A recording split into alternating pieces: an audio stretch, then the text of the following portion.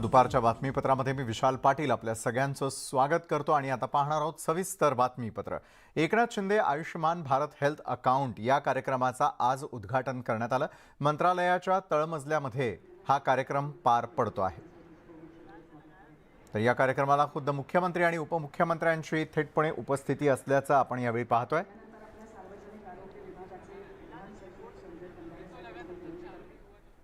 तर या ठिकाणी लोकार्पण सोहळ्याचं जे आयोजन करण्यात आलेलं आहे त्याच्या व्यासपीठावरून आपण ही थेट दृश्य पाहतोय। आयुष्मान भारत हेल्थ अकाउंटचा उपक्रम राबवला जाणार आहे आणि त्याच्याच कार्यक्रम प्रसंगी मुख्यमंत्री आणि उपमुख्यमंत्री यांची उपस्थिती।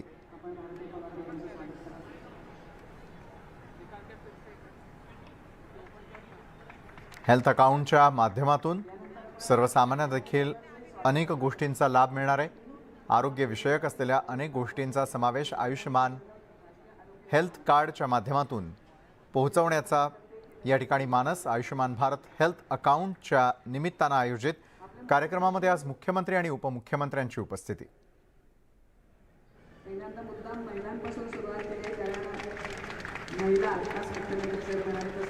महिला सुरक्षित तर सुरक्षित असतात। तनुजा गावकर, दुसरे आहेत उर्मिला बारामते।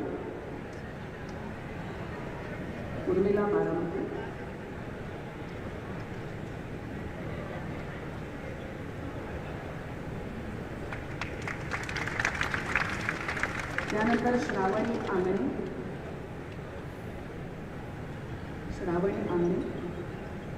तर खुद डॉक्टर भारती पवार यांची देखील यावेळेला उपस्थिती मंचावर असल्याचं आपण यावेळी बघतोय।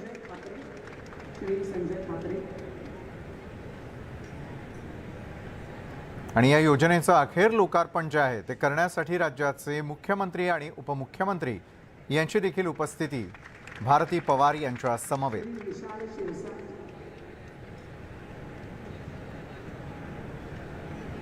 आयुष्मान भारत हेल्थ अकाउंटचा लोकार्पण सोहळा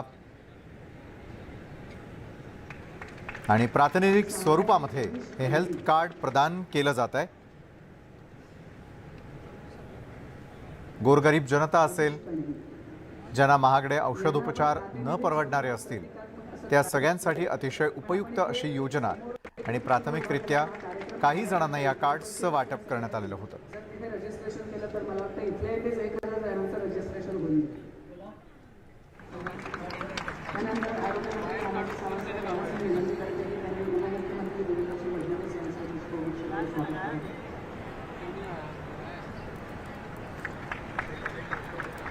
यानंतर आपल्या सार्वजनिक आरोग्य विभागाचे प्रधान सचिव संजय कंदारे। नमस्कार। आजच्या कार्यक्रमासाठी उपस्थित राज्याचे मुख्यमंत्री माननीय भारती पवार यावेळी बोलतायत, संबोधित करतात। या योजनेविषयी निश्चितच माहिती सर्वसामान्य जनतेपर्यंत पोहोचवण्याचा हा त्यांचा देखील प्रयत्न। आयुष्मान भारत हेल्थ अकाउंटच्या निमित्तानं होणारा हा कार्यक्रम।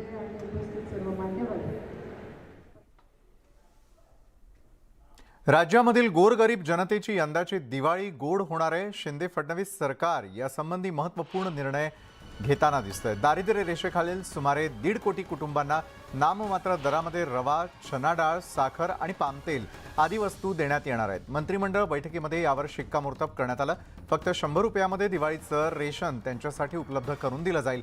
दारिद्र्य रेषेखालील तब्बल 1,62,42,000 शिधापत्रिकाधारकांना अल्प दरामध्ये दिवाळी फराळासाठी आवश्यक साहित्य अशा प्रकारे दिलं जाईल।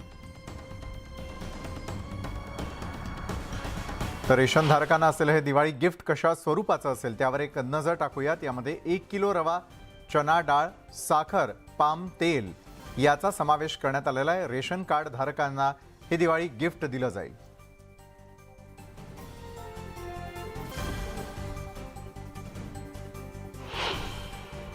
अन्न व नागरी पुरवठा विभागाच्या माध्यमातून दिवाळीच्या निमित्ताने 1,62,00,000 कार्ड धारकांना म्हणजे 7 कोटी लोकांना आम्ही दिवाळीचं एक पॅकेज देणार आहे, ज्याच्यामध्ये 4 वस्तू आहेत। या 4 वस्तू रवा आहे, चना डाळ आहे, तेल आहे आणि त्याच्यासोबत या ठिकाणी साखर आहे, अशा 4 गोष्टी या देण्याचा निर्णय करण्यात आलेला आहे.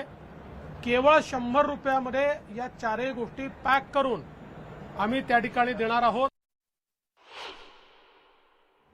कृष्णा मराठवाडा प्रकल्प जो आहे, ज्यातनं उस्मानाबाद जिल्हा आणि बीड जिल्ह्यातला एक तालुका पूर्णपणे सुजलाम सुफलाम होणार आहे.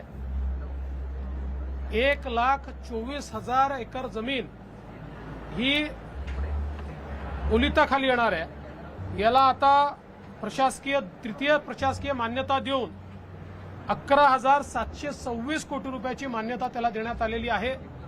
यामुळे खूप मोठ्या प्रमाणात मराठवाड्याला याचा फायदा होणार आहे. पोलीस अधिकारी आणि कर्मचाऱ्यांना मागचं आमचं सरकार असताना आम्ही घर बांधणी करता त्या ठिकाणी कर्जातलं जे व्याज परताव्याची योजना सुरू केली होती. अतिशय ही योजना लोकांना आवडली होती. मोठ्या प्रमाणात या योजनेचे लाभार्थी होते. मध्यंतरीच्या काळात सरकारने ती योजना बंद केली.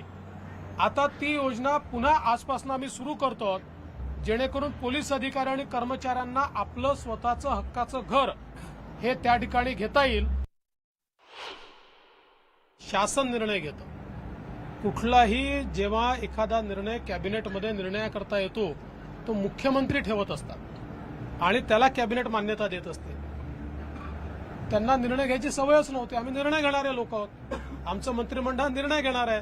ते फाईलवर बसणारे लोक होते. त्यामुळे साहजिकच त्यांना त्याचं दुःख होणारच आहे. ती मळमळ थोडी बाहेर येते. पहिल्यांदा तर आम्ही डीपीडीसीवरची स्थगिती उचललेली आहे आणि पालकमंत्र्यांना सगळे अधिकार दिले आहेत. त्यानंतर आम्ही पीडब्ल्यूडी मधलेही कामांची प्रायोरिटी फिक्स केली आहे आणि त्या संदर्भातले काही अधिकार हे मंत्री महोदयांना दिलेले आहेत. बाकी कामावर आम्ही स्थगिती ठेवलेली नाही. त्यामुळे टप्प्याटप्प्यानं सगळी स्थगिती उचलण्याचं काम चाललंय. सुप्रमावर आम्ही कधीही प्रश्नचिन्ह निर्माण केलं नव्हतं. सुप्रमा न घेता त्या ठिकाणी हजारो कोटी रुपये खर्च केले गेले. ही अनियमितता होती. त्याच्यावर आमचा आक्षेप होता. आमचं म्हणणंच हे आहे की कॉस्ट वाढतात. कॉस्ट वाढल्यानंतर अतिरिक्त काम आल्यानंतर जोड कामं देऊ नका. त्या संदर्भात एस्टिमेट तयार करा. त्याला प्रशासकीय मान्यता घ्या, टेक्निकल मान्यता घ्या आणि नियमित टेंडरने ते काम करा. बीकेसी इथल्या सभेसाठी शिंदे गटाचा नवीन टीझर जारी करण्यात आलेला आहे आणि या टीझरमधून भ्रष्टाचार घराणेशाहीचा अंत करणार असल्याची टीका देखील करण्यात आलेली आहे.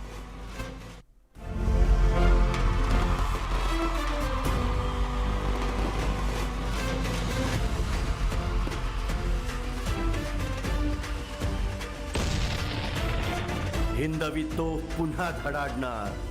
शिवसेनेचा दसरा मेळावा बीकेसी बांद्रा मुंबई. तर बोलूयात पुढच्या बातमीकडे. बातमी आहे शिवसेनेतून दसरा मेळाव्याच्या निमित्तानं यंदा पहिल्यांदाच शिवसेनेच्या 2 गटांच्या स्वतंत्र सभा होणार आहेत आणि हा मेळावा यशस्वी करण्यासाठी दोन्ही बाजूंकडून जोरदार प्रयत्न देखील सुरू आहेत. सभेला गर्दी जमवण्यासाठी वाहनांमधून अधिकारी कार्यकर्त्यांना मुंबईमध्ये घेऊन येण्याची स्पर्धा पाहायला मिळते. लहान मोठ्या अशा एकूण 10,000 वाहनांमधून कार्यकर्ते मुंबईमध्ये दाखल होणार आहेत आणि यामध्ये 6,000 एसटी तसंच खासगी बस गाड्यांचा समावेश आहे. मुख्यमंत्री एकनाथ शिंदे समर्थकांकडून सोमवारी संध्याकाळपर्यंत 1800 एसटींचं आरक्षण केलेलं होतं. तर यापूर्वीच 3,000 खासगी गाड्यांचं आरक्षण देखील करण्यात आलेलं आहे. तर उद्धव ठाकरे समर्थकांनी 1400 खासगी बस आरक्षित केलेल्या आहेत.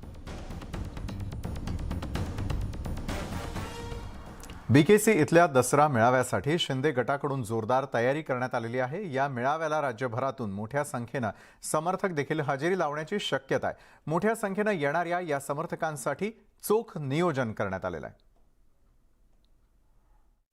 सगळ्यांनाच आम्ही आवाहन केलेलं आहे की येताना सगळ्यांनी जपून आलं पाहिजे, येताना सुरक्षितरित्या आलं पाहिजे. महत्त्वाची गोष्ट म्हणजे पार्किंगची देखील व्यवस्था केलेली आहे. त्याचं आमच्या पुरतं मर्यादित सांगायचं झालं तर कुठं कुठं बसेसचं पार्किंग होणार आहे, कुठं कुठं 4 व्हीलरचं पार्किंग होणार आहे, हे सगळं आता आम्ही दुपारी जाहीर करणार आहोत. आणि म्हणून संयम राखून खरं विचारांचं सोनं बाळासाहेबांचं जे आहे ते लुटण्यासाठी बीकेसीवर शिवसैनिकांनी यावं हे आम्ही ऑलरेडी आवाहन केलेलं आहे. कायदा आणि सुव्यवस्था बिघडणार नाही, ट्रॅफिकला अडचण होणार नाही याची दक्षता देखील आम्ही परिपूर्ण घेण्याचा प्रयत्न करतो. मला असं वाटतं की ज्या पद्धतीनं आता बॅनर सगळीकडे लागलेले आहेत, काँग्रेसच्या भारत जोडो अभियानामध्ये काही लोक समाविष्ट झालेली होती, त्याच्यामुळे लोकांमध्ये अशी चर्चा आहे, मी बोलत नाही, लोकांमध्ये अशी चर्चा आहे की जो BKCवरचा मेळावा आहे तो वंदनीय बाळासाहेबांच्या विचाराचा मेळावा आहे, ज्याचं नेतृत्व शिंदेसाहेब करत आहेत, आणि शिवतीर्थावर जो मेळावा आहे तो महाविकास आघाडीचा मेळावा आहे, असं लोकांचं मत बनलेलं आहे. खरा मेळावा हा BKC मैदानातच होणार असून मला बोलावलं तर पक्षाची परवानगी घेऊन मेळाव्याला जाईन, अशी प्रतिक्रिया केंद्रीय मंत्री नारायण राणेंनी दिली आहे.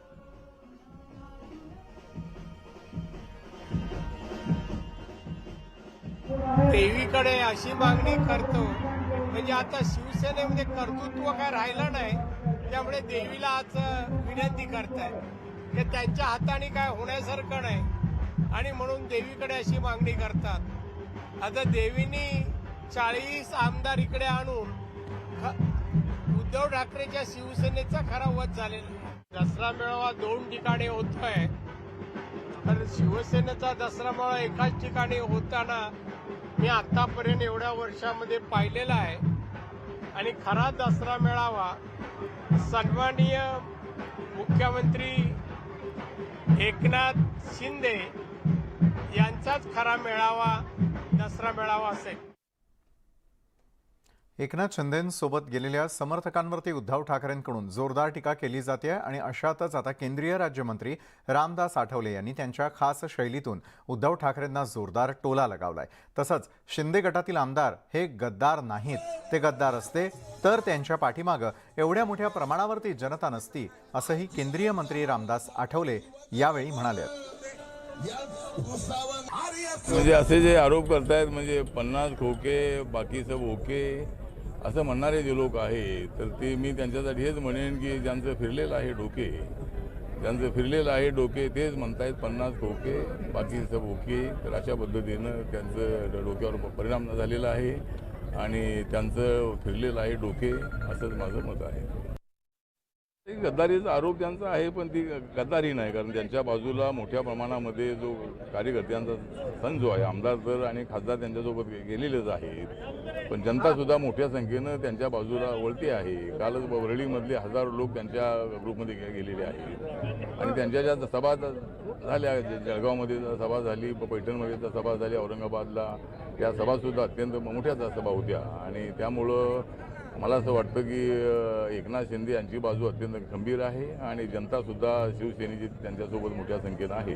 माननीय उद्धव ठाकरे यांनी अत्यंत चुकीचा निर्णय घेतला आणि ते काँग्रेस राष्ट्रवादीसोबत गेले. त्यामुळे उद्याचा जो त्यांचा परवाचा सामना आहे, हा सामना अत्यंत चांगला रंगणार आहे आणि उद्धव ठाकरेंच्या आरोपांना चोख अशा पद्धतीचं उत्तर हे एकनाथ शिंदे देणार आहेत आणि एकनाथ शिंदेच्या बाजूने आम्ही आहोत. राज्यात या क्षणाला या घडीला अनेक राजकीय घडामोडी घडतात आणि त्याच पार्श्वभूमीवरती नारायण राणे यांच्याशी आम्ही केलेली एक्सक्लुझिव्ह बातचीत पाहूयात.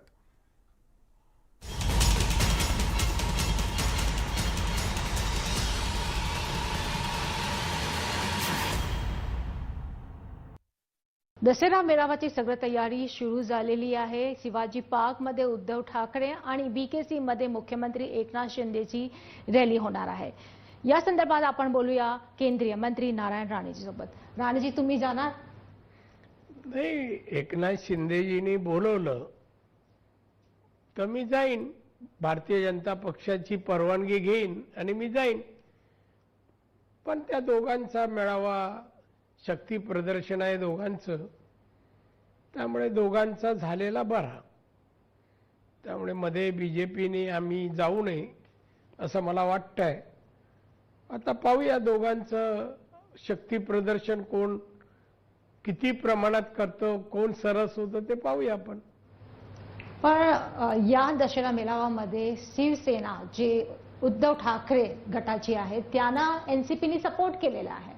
NCP, काँग्रेस आणि काही पक्ष असतील ते सगळ्यांनी शिवसेना सपोर्ट केला. का शिवसेना वीक आहे ना, कमजोर झाली आहे. आता लोक राहिली नाही, आमदार राहिले नाही, खासदार राहिले नाही, म्हणून सगळे मदत करतायत त्यांना. आणि एकनाथ शिंदेना 40 आमदारच बरोबर आहेत, तशी मती गरज नाही, त्यांची स्वतःची ताकद आहे महाराष्ट्रात, त्यामुळे त्याला मत्तेची गरज नाही. त्यांच्याबरोबर तसं सत्तेमध्ये भारतीय जनता पक्ष सोबत आहे. पण तुम्हाला काय वाटतं की उद्या जे शक्ती प्रदर्शन होणार आहे त्यामध्ये बाजी कोण मारणार? बाजी एकनाथ शिंदे मारणार, मुख्यमंत्री मारणार. मला वाटतं की आज पण जे मुंबईच्या आणि कोकणच्या शिवसैनिक जे आहे ते शिंदे सोबत आहे. हो, शिंदे सोबतच राहणार.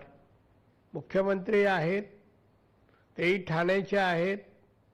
ठाणा पण कोकणातच येतं आणि त्यामुळे कोकणी माणूस शिवसेनेबरोबर उद्धव ठाकरेंबरोबर जाणार नाही. त्याला कारण 2.5 वर्षात कोकणासाठी उद्धव ठाकरेंनी काय केलं? शिवसेनेच्या जन्मापासून कोकणी माणूस शिवसेनेत आहे. त्या शिवसैनिकांच्या रोजीरोटीचा प्रश्न, बेकारीचा प्रश्न शिवसेनेने काय हाताळला? ही मुंबईमध्ये बरेचसे बिल्डर आहेत जे उद्धव ठाकरेंची गुंतवणूक आहे, त्या तिथल्या असल्या शिवसैनिकांना उद्ध्वस्त करण्यात आलं. त्यांची घरं खाली करून घेण्यात आली. तिथे नवीन इमारती झाल्या. मराठी माणसाचा विचार झाला नाही, ना नोकरीमध्ये ना घरामध्ये. मग जवळपास 55-56 वर्ष ज्या शिवसैनिकांना आपला सर्व आयुष्य शिवसेनेत घालवलं त्यांना काय मिळालं नाही. एक मराठी माणसाच्या नावावर, शिवाजी महाराजांच्या नावावर याने दुकान उघडलं आणि 2.5 वर्षामध्ये पैसा कमवायचा एकमेव धंदा त्यांनी चालू केला. कारभार नाही, मंत्रालयात नाही, वर्षावर नाही. असला कसला मुख्यमंत्री? महाराष्ट्राच्या इतिहासात सगळ्यात बोगस आणि निष्क्रिय मुख्यमंत्री म्हणजे उद्धव ठाकरे. पण तुम्हाला वाटतं की जे बाळासाहेब ठाकरे आणि शिवाजी पाक ची एक आठवण आहे, त्यामुळे याचा फायदा जे आहे उद्धव ठाकरेंना होणार? एक बघा, साहेब आज नाहीयेत. साहेबांची शिवसेना जी आम्ही शिवसेनेत होतो, साहेबांचे विचार आचार वेगळेच होते. त्यांच्यातला एक गुण उद्धव ठाकरेमध्ये नाही. एक गुण मध्ये जेव्हा शिंदे गटाने साहेबांचे फोटो बिटो लावायला लागले तर हा बोलायला लागला की आता माझे वडील पण चोरी करायला लागलेत, माझ्या वडिलांची चोरी करायला लागली. अरे वडिलांना सांभाळता आले नाही, वडिलांचे विचार सांभाळता आले नाहीत, मग दुसरे तरी साहेबांचे विचार आणि समाजसेवा करतायत, लोकांचं काम करतायत, हिंदू धर्माचं काम करतायत, मराठी माणसासाठी काम करतायत. तू काय केलं? साहेबांचा मुलगा असून काहीच नाही केलं. पेटे आणि खोके, त्याच्या पलीकडे काय? कोण विचारणार नाही.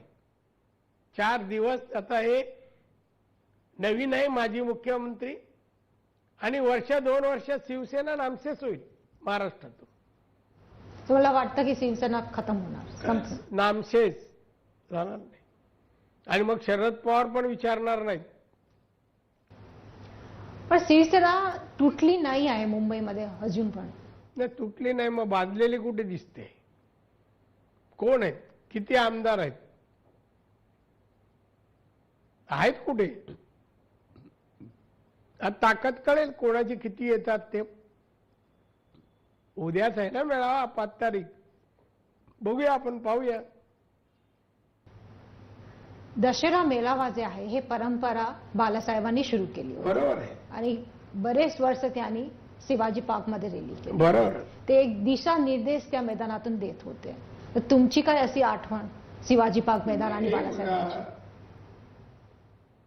दसरा मेळावा शिवसेनेचा, आम्ही लहानपणापासून या मेळाव्याला यायचो चेंबूरवरून. तेव्हा आम्ही एक लॉरी करायचो आणि लॉरीतून यायचो. आम्ही जेव्हा यायचो तेव्हा जवळपास 6:30-7 वाजायची. टिळक ब्रिजवरून वगैरे आलो आमची गाडी काय 7 वाजायचे. तेव्हा दत्ताई साळवींचं भाषण आम्हाला कानावर पडायचं. दत्ताई साळवी पहिले वक्ते असायचे, साळवी. आणि त्यानंतर आम्ही चालत पुढे पुढे जेवढं शक्य तेवढं मैदानात यायचो आणि बसायचो. तो एक सण समजायचो. दिवाळीला आम्ही कपडे शिवायचो ते वेगळे, पण दसरा मेळाव्यासाठी जायचं आहे, आपल्याला कपडे नवीन शिवायचे आहेत, ही तयारी आम्ही अगोदरपासून करायचो आणि आम्हाला आनंद वाटायचा. आज साहेब नवीन विचार देणार आणि त्या विचारातून आम्हाला महाराष्ट्रात काम करता येईल, लोकांचे प्रश्न सोडवता येईल असं आम्हाला वाटायचं. साहेब म्हणायचे, मी विचाराचं सोनं वाटतो.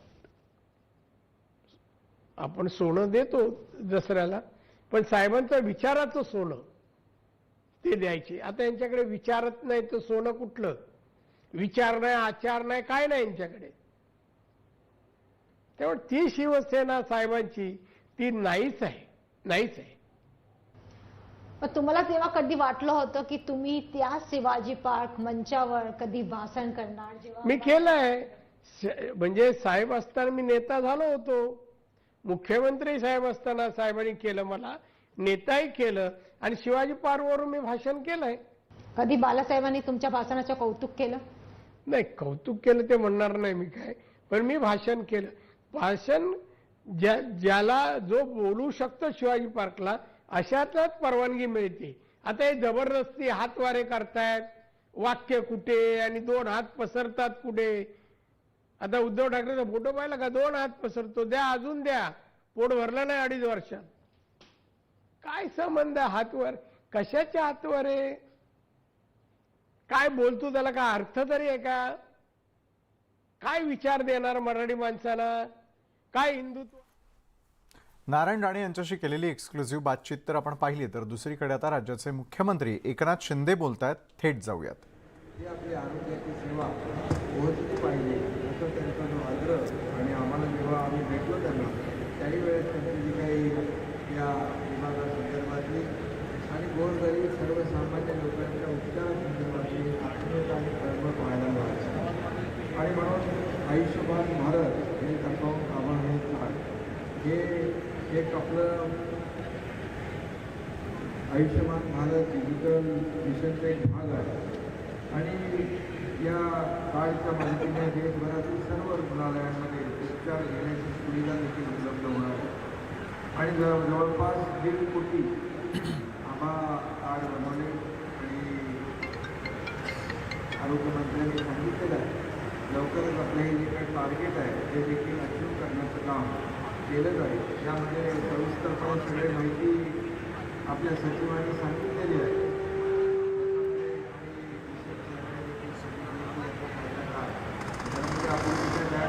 प्रत्येकाला काय आठवत नसते, कोणासाठी आपली फाईल घेऊन आपल्याला जावं लागतं, कधी फाईल काळ होते, मग ते पुन्हा आपल्याला त्याच्या डायग्नोसिस ते टेस्ट करावे लागतात आणि याच्यामध्ये हे सगळं बंद होणार आहे.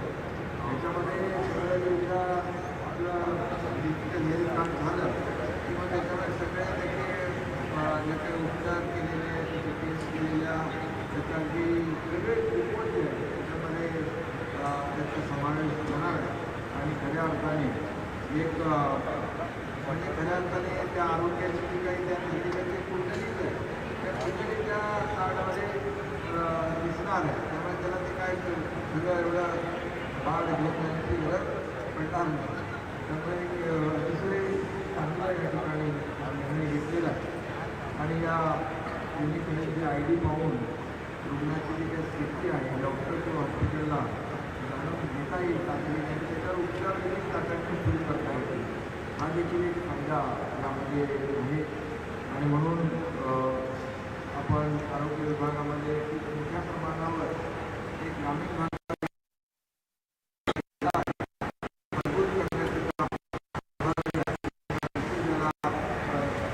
एक केंद्रबिंदू मानून किंवा या आरोग्य विभागाला फोकस करून आपला सरकारचं एक टार्गेट आहे की या सेवा सुविधा ज्या आहेत त्या न परवडणाऱ्या महागड्या ट्रीटमेंट आहेत त्या सर्वसामान्य रुग्णांना नागरिकांना मिळाल्या पाहिजे. आणि त्यासाठी राज्य सरकार देखील अनेक पुढे निर्णय घेईल. आणि यामध्ये ग्रामीण भागात देखील जवळपास आमचं एक जसं मुंबई महापालिका देखील काही ठिकाणी आपला दवाखाना 12,000 आपला दवाखाना ब्रेकनंतर दुपारच्या बातमीपत्रामध्ये आपल्या सगळ्यांचं पुन्हा एकदा स्वागत। केंद्रीय निवडणूक आयोगानं शिवसेनेला आपलं म्हणणं मांडण्यासाठी 7 ऑक्टोबरपर्यंतचा वेळ दिलाय। 23 सप्टेंबरला ठाकरे समर्थकांनी आपलं म्हणणं मांडण्यासाठी निवडणूक आयोगाकडे वेळ वाढवून मागितलेली होती। 27 सप्टेंबरला सर्वोच्च न्यायालयानं निवडणूक आयोगाला शिवसेनेचं निवडणूक चिन्ह कुणाला द्यायचं यावर सुनावणी घेण्याची परवानगी दिली होती आणि त्यामुळे आता धनुष्यबाणाबाबत ठाकरे समर्थक कोणती कागदपत्र सोपवणार हे पाहावं लागेल। त्याचबरोबर 7 ऑक्टोबरला निवडणूक आयोग काय भूमिका घेणार याकडेही सर्वांच्या नजरा लागलेल्या आहेत। दरम्यान अंधेरी विधानसभा पोटनिवडणूक जाहीर झालेली आहे। पोटनिवडणुकीच्या पूर्वी निवडणूक आयोग निर्णय घेणार असल्याची सूत्रांची माहिती आहे। तर राज्याचे माजी गृहमंत्री अनिल देशमुख यांना हायकोर्टानं जामीन मंजूर केलेला आहे। ईडीकडून दाखल गुन्ह्यात अनिल देशमुख यांना जामीन मंजूर करण्यात आलाय, मात्र सीबीआयकडून दाखल गुन्ह्यात त्यांना दिलासा मिळालेला नाहीये। सीबीआयकडून दाखल गुन्ह्यात त्यांना जामीन मिळालेला नाही आणि त्यामुळे अनिल देशमुख यांच्या सुटकेबाबत प्रश्नचिन्ह आहेत। 1 लाखाच्या जातमुचलक्यावरती त्यांना हा जामीन मंजूर करण्यात आलेला आहे।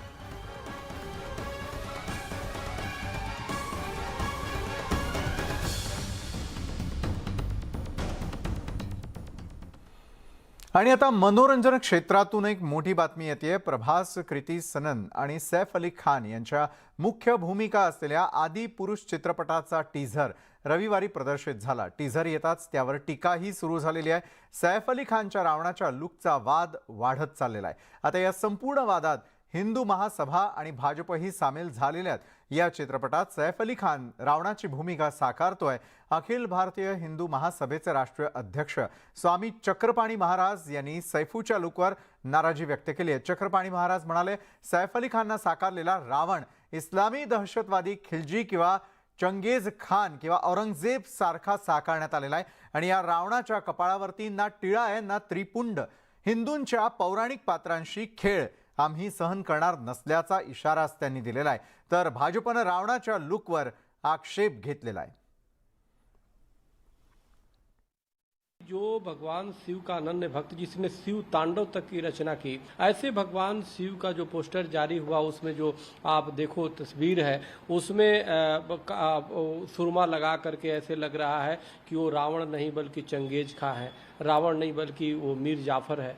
जो रावण अजीब स्थिति वहाँ पे जैसे लग रहा है कि जो है वो अलाउद्दीन खिजली है, मीर बाकी है, औरंगजेब की तरह बना दिया तुमने। यानी कि रावण का आपने इस्लामीकरण कर दिया। रावण का मतलब आप इस्लामिक आतंकी के रूप में दिखा रहे हो, तो ये ठीक बात नहीं है। स्वयं भगवान राम ने लक्ष्मण को कहा कि जाओ उससे ज्ञान प्राप्त करो और उसको आप जो है इस्लामीकरण उसका भी करा रहे हो, तो ये कहीं ना कहीं ये बड़ा आपत्तिजनक है। तो हिंदू सनातन धर्म के जो पौराणिक जो चरित्र है उस चरित्र के साथ जो ये फिल्म वाले खेल रहे हैं।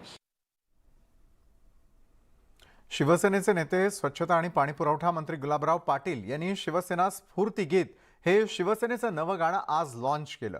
काल उद्धव ठाकरे यांनी आनंद शिंदे यांना घेऊन शिवसेनेचं गाणं तयार करण्याची चर्चा सुरू असतानाच आज थेट गाणं लॉन्च करून 2 गटात सुरू असलेल्या टीझर वॉरमध्ये मुख्यमंत्री एकनाथ शिंदे यांनी आघाडी घेतली आहे। आम्ही शिवबाचे धारकरी, शिवसेनेचे मानकरी अशा ओळी असलेलं हे गाणं गुलाबराव पाटील यांच्या संकल्पनेनुसार प्रभारंग फिल्म्स यांनी तयार केलेलं असून आदर्श शिंदे यांनी ते गायलंय।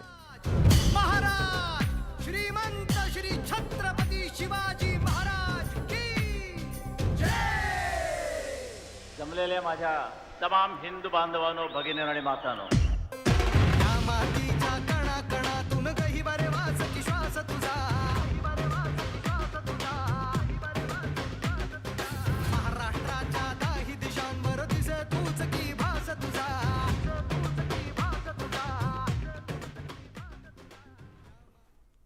बहुचर्चित कोल्हापूर मुंबई या विमानसेवेला आजपासून सुरुवात झाली। संजय घोडावत यांच्या स्टार एअरलाइन्सनं आजपासून ही सेवा सुरू केली आहे। आठवड्यामधून 3 दिवस सध्या ही विमान सेवा सुरू आहे, मात्र येत्या काळात दररोज ही विमान सेवा सुरू करण्यात येईल असं आश्वासन त्यांनी यावेळी दिलेलं आहे। तर नागरी विमान वाहतूक मंत्री ज्योतिरादित्य सिंधिया यांनी ऑनलाईन पद्धतीनं या सेवेचा शुभारंभ केला।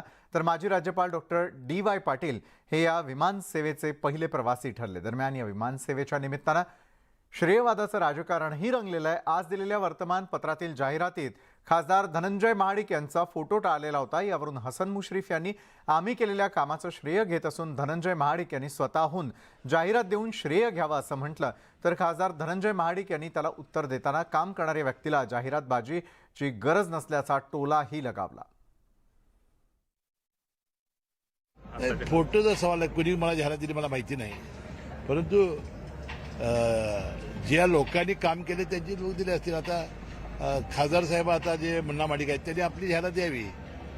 आता त्यांनी ज्योतिराज शिंदेना आणलं होतं घरी, हा स्लॉट त्यांनी मिळवून दिला, त्यांनी सुद्धा आपली जाहिरात करायला काही हरकत नाही. जाहिरातबाजी करण्याची आवश्यकताच नसते. काम केलं तर जाहिरात करायची गरज काय. जो काम करतो लोकांना माहिती असतं काम कुणी केलेलं आहे काय. मला कुणावर टीकाटिप्पणी करायची नाही आणि श्रेयवादी मला घ्यायचा नाही आहे, पण प्रयत्न सगळ्यांनीच केले पाहिजेत. औरंगाबाद ग्रामीण पोलिसांनी गंगापूर तालुक्यामधील शिल्लेगाव हद्दीमध्ये एका VIP जुगार अड्ड्यावरती कारवाई केली आहे. कारवाईमध्ये जिल्ह्यातील मोठ्या प्रतिष्ठितांना जुगार खेळताना पकडण्यात आल्याची माहिती आहे आणि त्यामुळे जिल्ह्यात एकच खळबळ उडाली आहे. औरंगाबाद ग्रामीण गुन्हे शाखा आणि शिल्लेगाव पोलिसांनी एका खासगी फार्म हाऊसवर संयुक्त कारवाई केली. यात 25 लाख रोख रक्कम आणि 5 लक्झरी गाड्यांसह एकूण 1,82,00,000 रुपयांचा मुद्देमाल जप्त करण्यात आला आहे.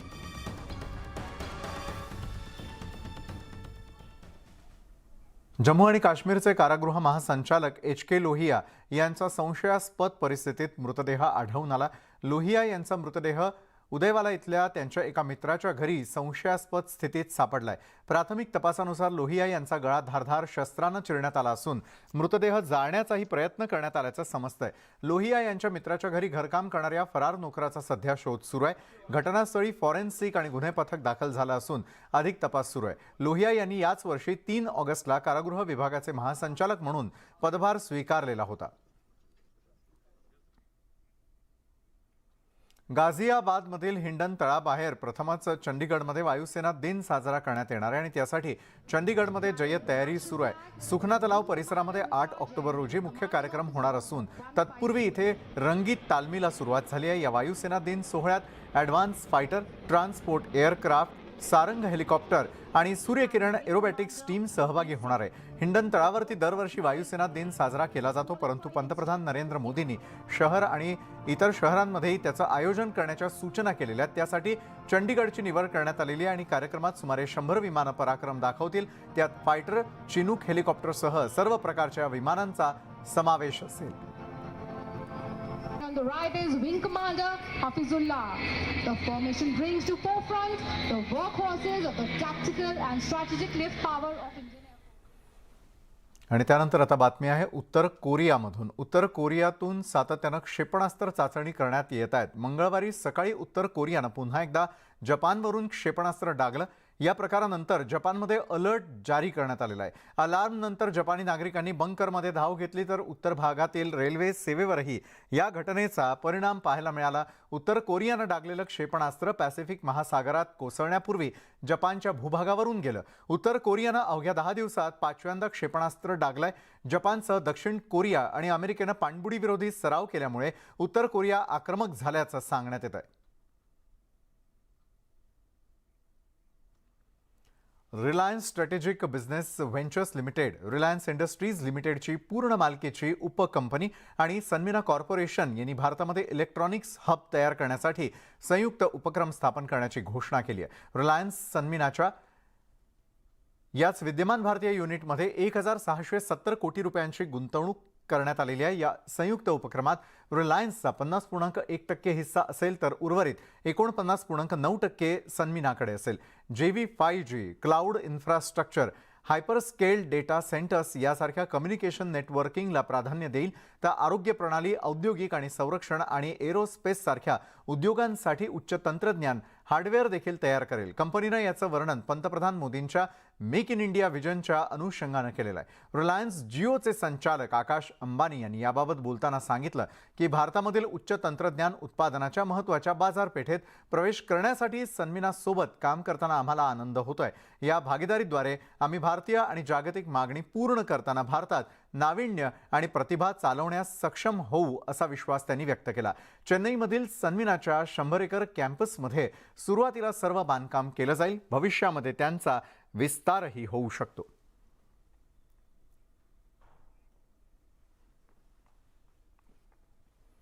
आणि यावेळेला सर्वत्र धामधूम सुरू आहे आणि तयारी सुरू आहे ती दसरा मेळाव्या संदर्भातली आणि त्यासाठीच थेट सिल्लोड या ठिकाणाहून मेळाव्यासाठी बसेस रवाना होत असतानाची आपण दृश्य यावेळेला पाहतोय. अब्दुल सत्तारांच्या उपस्थितीमध्ये या बसेस त्या ठिकाणाहून रवाना होत असल्याचं आपण बघू शकतो. मोठ्या प्रमाणामध्ये यंदाच्या दसरा मेळाव्याला हजेरी लावण्यासाठी एका बाजूला शिंदे गट तर दुसरीकडे उद्धव गटाचे देखील प्रयत्न सुरू आहे. शिंदे गटाचे समर्थक असलेलेच अब्दुल सत्तार यावेळेला सिल्लोड या ठिकाणाहून बसेस रवाना करतानाची आपण दृश्य यावेळेला पाहतोय. सिल्लोडहून होणाऱ्या या बसेसला थेटपणे आता मुंबईच्या दिशेनं जावं लागणार आहे आणि सिल्लोडहून मेळाव्यासाठी बसेस रवाना होतानाची चित्र आपण थेट सिल्लोड या ठिकाणाहून पाहतोय. खुद्द अब्दुल सत्तारांनी पुढाकार घेत मेळाव्याला जास्तीत जास्त गर्दी जमण्यासाठी सिल्लोड या ठिकाणाहून या बसेस पाठवायला सुरुवात केलेली आहे.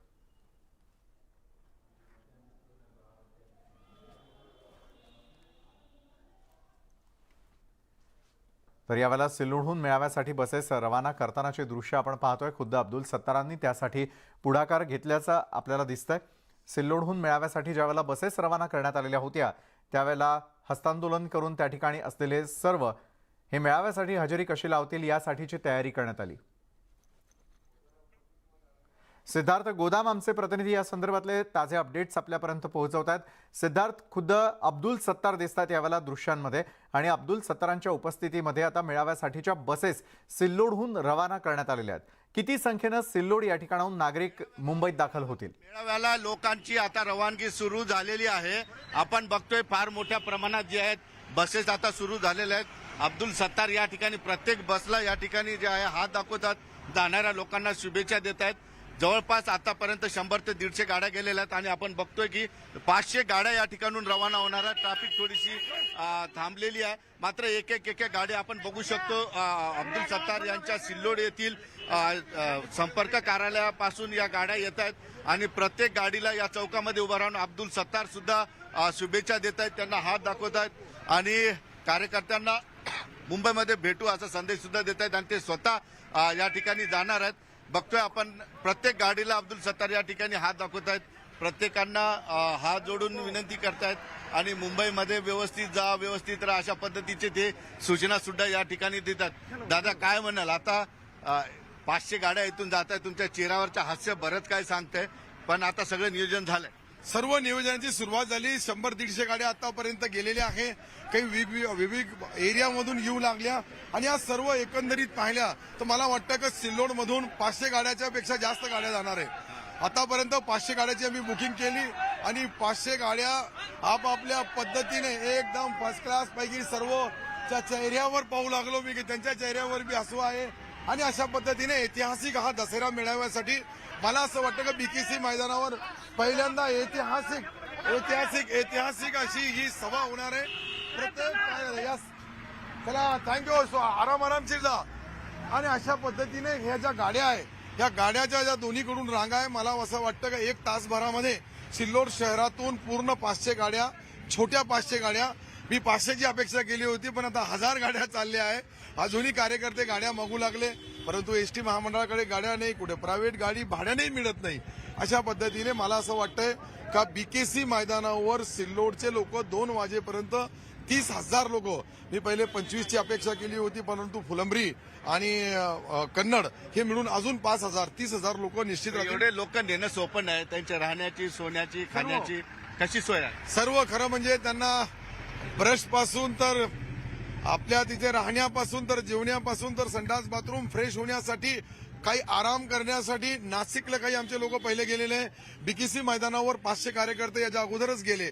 अशा पद्धतीने टप्प्याटप्प्याने आमचा पूर्ण हे लोक जातील आणि तिथं कोणत्याही कार्यकर्त्याला पूर्ण सुख सुविधा जसं त्याच्या घरामध्ये असतात त्याच्यापेक्षा चांगल्या देण्याचा प्रयत्न आमचे एकनाथरावजी शिंदे साहेबांचे जे शिवसैनिक तिथे उभे आहेत तेही सेवा देऊ लागले. बीकेसीच्या सभेमध्ये सगळ्यात मोठा सिंहाचा वाटा अब्दुल सत्तारांचा दिसतोय. एवढे मोठ्या गाड्या, एवढे लोक माझ्या मते सिल्लोडमधून जात आहेत. नाही जातात, माझा खारीचा वाटा निश्चित आहे. खारीचा कशी आता वाटा 30,000 लोक घेऊन जातात. 30,000 बी गेलो तरी तिथे 5-7 लाख लोक राहणार. त्यामध्ये माझा खारीचा वाटा आहे. माझ्या 500 गाड्या आणि छोट्या गाड्या 500 अशा 1000 गाड्या निघू लागल्या. बँड बाजे डफडे कोणी ज्याच्या ज्याच्या पद्धतीने जे जे काही वाद्य वाजवत त्यांच्या मनामध्ये मी ओरिजिनल शिवसेना पाहू लागलो.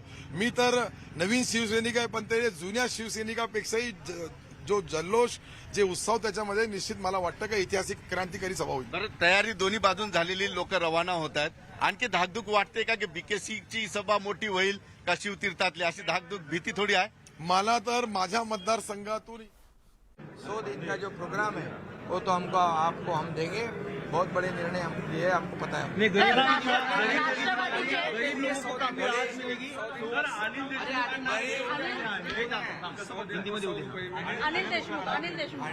अनिल देशमुख यांचं काय झालंय? ठीक आहे, तो ती न्यायालयीन प्रक्रिया आहे. ते न्यायालयाची बाजू ही आहे. त्यामुळे मला वाटतं त्याच्यावर भाष्य करण्याची आवश्यकता नाही. तुमच्या गटाकडून आरोप केला जात आहे की जे शिवतीर्थावर जे मेळावा होणार आहे त्याच्यामध्ये काँग्रेस आणि एनसीपीचे कार्यकर्ते असणार आहे, तर त्यांच्याकडून आरोप आहे की तुमच्या मेळाव्यामध्ये भाजपचे कार्यकर्ते येणार आहेत. त्याची खरं म्हणजे जो बाळासाहेबांच्या विचारांचा जो मेळावा आहे, लोक उत्सुक आहेत. सगळ्या जिल्ह्यातून तालुक्यातून लोकांची एवढी तिकडे येण्याची ओढ आहे. त्यामुळे तुम्हाला हे चित्र उद्या दिसेल, स्पष्ट आहे कोण कोणाच्या बरोबर गेलाय आणि कोणाला कोणाची आवश्यकता आहे.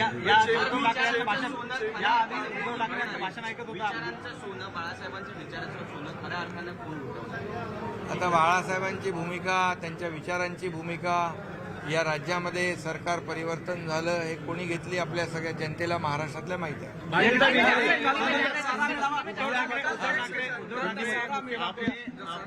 राज्य की करीबन 7 करोड़ लोगों को राहत दी है. पहली बार सरकार ने लोगों को, गरीब आम जनता की दिवाली अच्छी ये तो पूछो. जो आम लोगों की दिवाली अच्छी होने वाली है वो छोड़ के दूसरी बात पूछ रहे हो. अभी ये सरकार पहली सरकार ऐसी है कि यहाँ पर लोगों के लिए काम कर रही है. और आज मंत्रिमंडल बैठक में सरकार ने निर्णय लिया है कि 100 रुपये में शक्कर, रवा, तेल, चना दाल जो दिवाली के लिए आवश्यक चीजें हैं वो देने का निर्णय केवल 100 रुपये में लिया है. ये बहुत बड़ा दिलासा हमारे सभी जनता को है. 7 करोड़ लोग, मतलब 1,70,00,000 परिवार जो है उनको इसका फायदा होगा. ये उनके लिए अच्छी दिवाली है. दिवाली अच्छी जाएगी.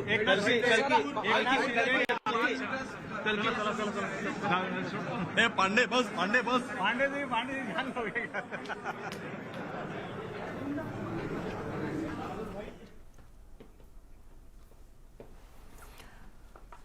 तर राज्यभरातून येत असलेले शिवसैनिक या संदर्भामध्ये खुद्द मुख्यमंत्री देखील बोलत होते. यंदाचा होणारा दसरा मेळावा हा मोठ्या स्वरूपाचा होईल असं देखील माध्यमांशी बोलताना त्यांनी सांगितलं. इतिहासाच्या पानांमध्ये अभिमानानं कोरलेल्या छत्रपती शिवाजी महाराज यांच्या ऐतिहासिक आग्रा सुटकेचा थरार पुन्हा एकदा अनुभवण्याची संधी मिळणार आहे. हे सगळं आपल्याला बघायला मिळणार आहे मोठ्या पडद्यावर शिवप्रताप गरुड झेप या चित्रपटात. आग्र्यामधील लाल किल्ल्यामध्ये छत्रपती शिवाजी महाराजांची आणि औरंगजेबाची पहिली आणि शेवटची भेट झाली आणि त्याच लाल किल्ल्यात या चित्रपटाचं चित्रीकरण पार पडलंय. या किल्ल्यामध्ये शूट झालेला हा पहिलाच चित्रपट आहे. या चित्रपटाची निर्मिती केलेली आहे अभिनेता डॉक्टर अमोल कोल्हेंनी आणि या चित्रपटाच्या टीमशी थेट आग्र्यामध्ये संवाद साधला आमचे प्रतिनिधी विशाल परदेशी यांनी. वाघ आणि मराठे सहसा कुणाच्या वाट्याला जात नाही, पण जर कुणी डिवचलं तर फाडल्याशिवाय राहत नाही. शंभूराजे दिल्लीच्या तख्तालाही मराठी मुलखाचा स्वाभिमान हा समजलाच पाहिजे. शिवप्रताप गरुड झेपच्या निमित्ताने आपल्याबरोबर आहे डॉक्टर अमोल रामसिंग कोल्हे, निर्माता, अभिनेता आणि त्याचबरोबर या चित्रपटातली एक खास भूमिका ती म्हणजे छत्रपती शिवाजी महाराजांचा विजय असो. साक्षात कायमच विजय तुम्ही केलेला आहे.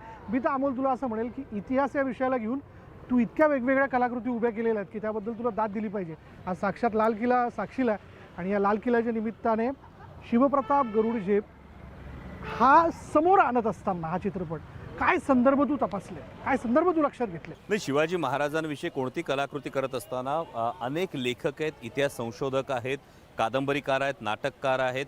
या प्रत्येकानं आपापल्या परीनं शिवचरित्र मांडण्याचा प्रयत्न केला आहे. या सगळ्यांना सामायिक वाटतील असे महाराज समोर उभं करणं हे मेकर म्हणून नक्कीच आव्हान होतं. त्यामुळे हे जेवढे संदर्भ उपलब्ध आहेत या संदर्भांचा धांडोळा घेऊन त्यातून मनोरंजन सुद्धा झालं पाहिजे.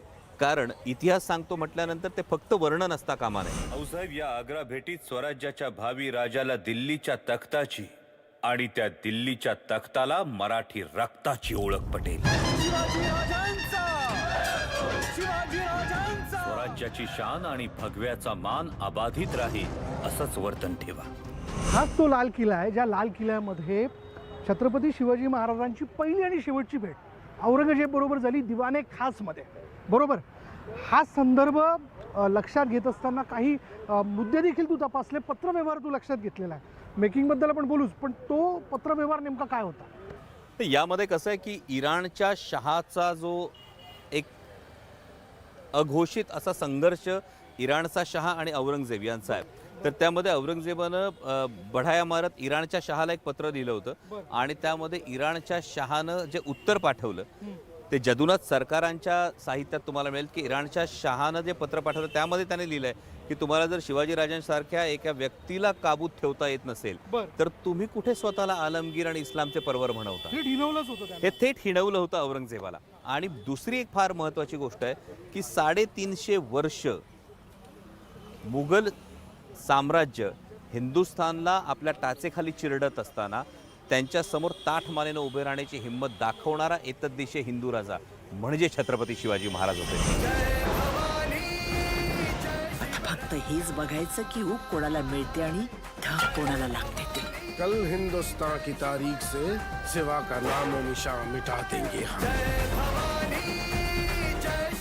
कोणा लांडग्याच्या हातून मारण्यासाठी शिवाजीराजा जन्माला आला नाही, पण औरंगजेब आमच्या हालचालींवर मर्यादा घालू शकतो, बुद्धीच्या भरारीवर नाही.